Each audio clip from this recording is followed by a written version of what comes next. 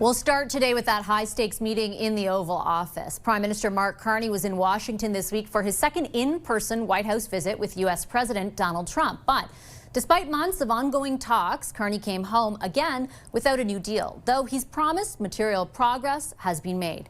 U.S. Commerce Secretary Howard Lutnick, meanwhile, threw cold water on the idea of a comprehensive deal on autos this week, telling the audience at a Canada-U.S. summit that the U.S. could continue buying parts from Canada, but, quote, that's about it.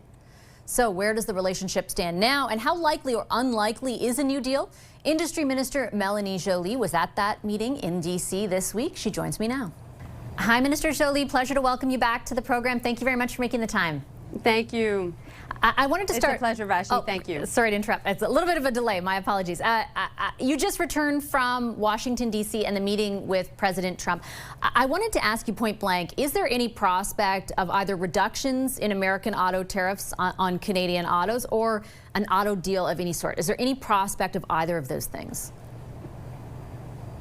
So listen, I won't go into the details of the negotiation. What you heard from the Prime Minister is at this point is we're looking to have a deal on steel, aluminum, and also energy projects. So this is what is being worked on. But we know also that we need one on auto, and we need one on copper, and we need one also on lumber, because these are all tariff industries. So we're going into an approach where we are doing one at a time. But at the same time, we will continue to fight for our auto workers. That's clear. I do want to, though, based on what you just said, in combination with what we heard from Howard Lutnick, ask you about the prospect of one. I understand that you don't want to, disclose the details of the negotiations, but do I take from what you just said and what we heard from the Prime Minister that there won't be any deal on autos anytime soon? Howard Lutnick was pretty much explicit that Canada, he said, should come second to the United States, that maybe they'll continue buying parts, but nothing really beyond that. Is that your understanding? And if so, how consequential is that? Well, I think the only person in the U.S. administration that decides is the President himself. So you saw a positive meeting this week between the Prime Minister and the President. The tone was respectful, and obviously the President directed his team to work with our team to make sure ultimately that we would land on a deal. And the challenge that the Prime Minister of Canada has, and any leaders in the world have, is to attract the attention, to get the attention from the President, who has many other things to deal with, including a ceasefire in the Middle East. So that's what Prime Minister Carney was able to do. Meanwhile, of course, I, like you, heard the comments from the U.S. Secretary of Commerce, and my message to Canadians, particularly Canadians and workers working in the auto sector, is we will fight for every single job in the auto sector, because these are our jobs. These are Canadian jobs, and we believe in the sector. You announced this week in a speech that you delivered the sort of main tenets of how you envision the industrial policy for this country to take shape over the term of your government. And I wanted to drill down into a little bit of what you put forward, in particular against the backdrop of what's going on with the United States, because at that meeting, a number of people from your government communicated to reporters that the prospect, for example, of reviving Keystone was brought up in order to reduce steel and aluminum tariffs. Your policy that you announced this week is very much focused on generating a more robust domestic supply chain and domestic capacity to serve our own needs. How do you reconcile those two things? Keystone would make us even more dependent on the United States. You're pitching the opposite. How does that make sense?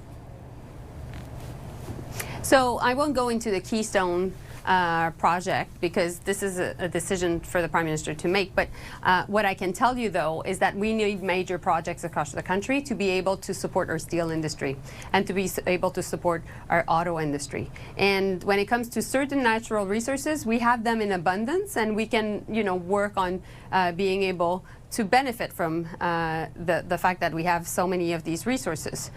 At the same time, there are some that are extremely strategic, including, for example, critical minerals.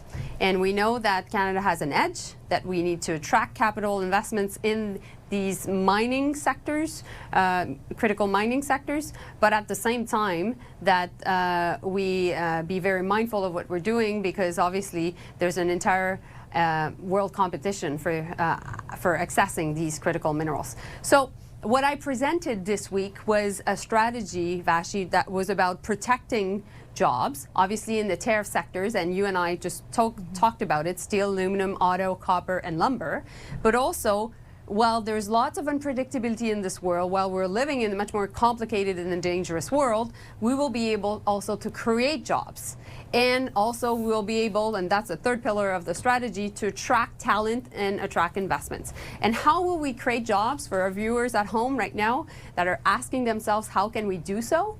Well, you know, there are a lot of things we can't control, particularly geopolitics, but there are things we can control, and we can invest in defense. That's what we're doing. We'll have a defense industrial strategy to create jobs in the manufacturing sector for construction people, welders, for researchers, for engineers, architects. So lots of people, thousands of jobs through these defense investments. We'll invest in major projects. We've already announced the latest round of projects, including the LNG second phase in BC, the Port of Montreal, the Darlington small modular reactor for nuclear energy in Ontario, and that will generate thousands of jobs.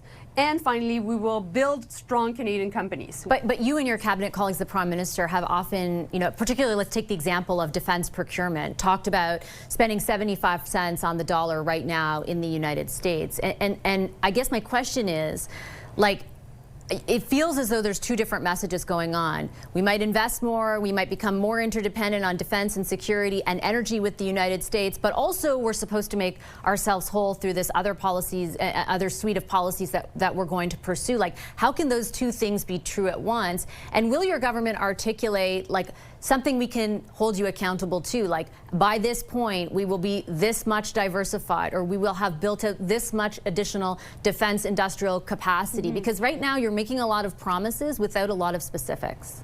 Well, you know, we've made very specific that we would be increasing 2% of our GDP in defense by the end of this year, and that's $9 billion more. We all need that, because if one day Canada is not is basically facing many threats, we need to be able to defend ourselves. So that's what we're working on, and that's where you'll see a lot of investments being done.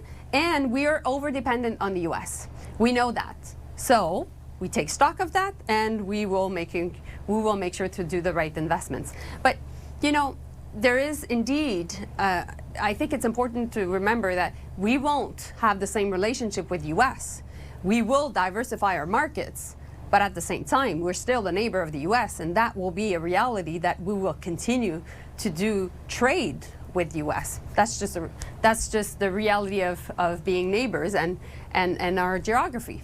And as far as like the first part of what you just explained, right, and the content of, for example, the policy that you announced, when will Canadians, and I acknowledge, you know, you're 6 months in, but you're making very distinct promises about a time of crisis, which is the way that your government and the Prime Minister have characterized the moment that we're in. Like, when will Canadians begin to see the benefits? Because right now we've got GDP data out of the second quarter that shows our economy versus other countries in the G7 is contracting at the fastest pace. You've got exports to other places in the world outside of the US for a third month in a row declining. Growth in wages has slowed to the worst rate since 2016 outside of 2020 and COVID. So my question, against the backdrop of all those very alarming statistics for a number of Canadians, is, like, when will they start to see the benefits of what you're pitching?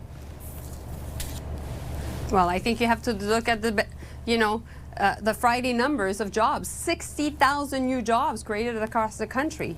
We're increasing wages by 3.3% over a year-to-year in July. So things are not perfect. I'm not saying that. I'm very realistic. But hey, we're facing so much unpredictability, and we are actually facing these headwinds in a strong position.